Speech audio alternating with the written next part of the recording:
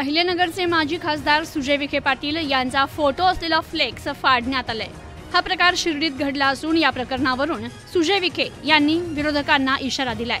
शिर्डी शहरात मध्यरात्री अज्ञात व्यक्तीने माजी खासदार डॉक्टर सुजय विखे पाटील यांचे फोटो असलेले फ्लेक्स फाडले।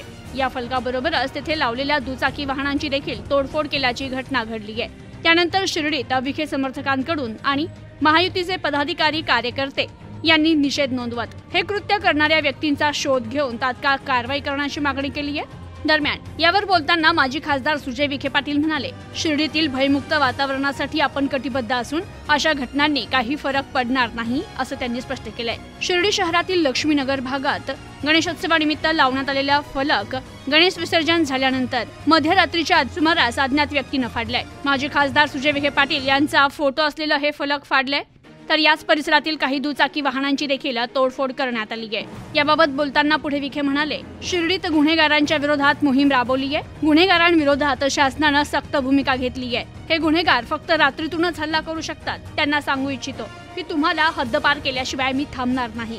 भयमुक्त शिर्डी आणि भयमुक्त अहिल्यानगर करणार। यात लोकप्रतिनिधी जरी भय निर्माण करत असेल तर त्यासही भयमुक्त करून टाकू। कोणी गुंडागर्दी करणार असेल तर त्यालाही भयमुक्त करणार असं विखे यांनी म्हटलंय। Bureau report, news today 24, Shirdi, Ahilyanagar.